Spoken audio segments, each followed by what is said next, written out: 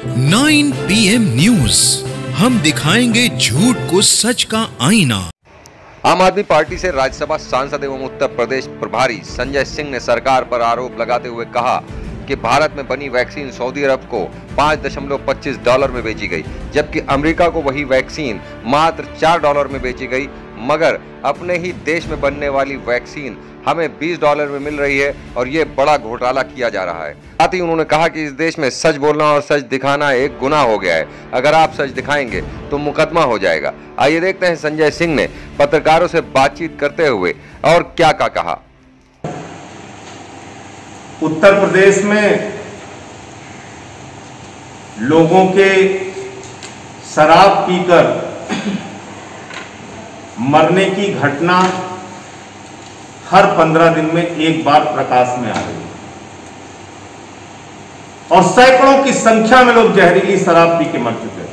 सैकड़ों की संख्या में इंसान की जिंदगी की कोई कीमत नहीं बची। सैकड़ों की संख्या में लोग मर चुके हैं। तो आज जो अलीगढ़ का मामला आया है, 27 लोगों की जान चली गई और ये कोई गांव में जहरीली शराब बना के बेची गई, ऐसा मामला नहीं है। अब ये संख्या बता रहे हैं, शायद आप 39 हो गई। मैंने अखबार में जो सुबह पढ़ा वो बता रहा हूं कि 27 उसमें लिखा हुआ। आप बताइए मुझे, सरकारी देसी शराब का जो ठेका है, अगर उसमें जहरीली शराब मिल रही है तो ये तो सरकार के द्वारा प्रायोजित हत्या है। ये तो सरकारी ठेके की शराब पी के लोग मरे हैं, तो सरकार द्वारा प्रायोजित हत्या है 39 लोगों की। इसकी जवाबदेही जिम्मेदारी किसकी है? देश में सच बोलना, सच दिखाना एक गुनाह हो गया। अगर आप मिड डे मील की खबर दिखाएं मुकदमा हो जाएगा। अगर आप नदियों के घाट पर 100 की खबरें दिखाएं मुकदमा हो जाएगा। अगर आप कुत्ते और कौवे नोचते हुए 100 को दिखाएं और कोई खबर छाप दें तो आप पे FIR हो जाएगी, आपको जेल भेज दिया जाएगा। लिलौली की घटना तो सामने है। 100 लोग अगर उस गांव में मरे हैं कोरोना के कारण, तो उसकी जवाबदेही तय होनी चाहिए।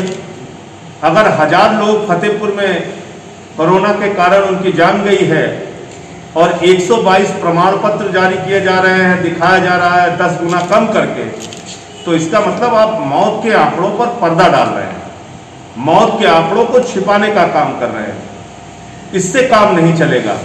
मैं बार बार कहता हूं, संकट को जानिए, संकट का सामना कीजिए और संकट का समाधान कीजिए। योगी जी, आप अगर संकट पर पर्दा डालने का काम करेंगे तो वो पर्दा आपका जल जाएगा, जलकर खाक हो जाएगा और एक बीभत्स रूप में सामने आएगा। ये ठीक नहीं। ब्लैक फंगस की वैक्सीन न यूपी में मिल रही है, न दिल्ली में मिल रही है, कहीं पे भी, क्योंकि सेंटर इसको अपने हाथ में ले लिया है। ब्लैक फंगस की भी वैक्सीन वही लोग उपलब्ध करा रहे हैं। वैक्सीन बनाने में भारत की क्षमता असीम है, लेकिन आप उसको अप्रूवल नहीं दे रहे हैं।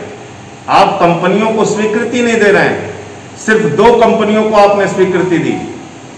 इस देश में वैक्सीन की मैन्युफैक्चरिंग हो सकती है अगर आपने ज्यादा कंपनियों का अप्रूवल दिया होता, उनके साथ मिलकर यहाँ पे वैक्सीन ज्यादा से ज्यादा बनती और आराम से आप लोगों को उपलब्ध करा सकते थे फ्री में।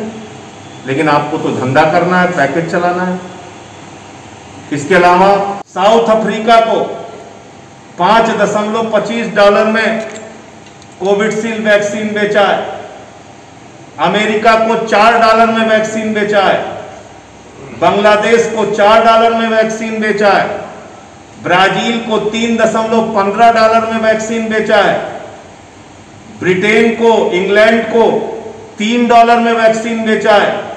यूरोपियन यूनियन को $2.15 और $3.50 में वैक्सीन बेचा है और भारत को $20 में वैक्सीन बिक रही है। $20 में।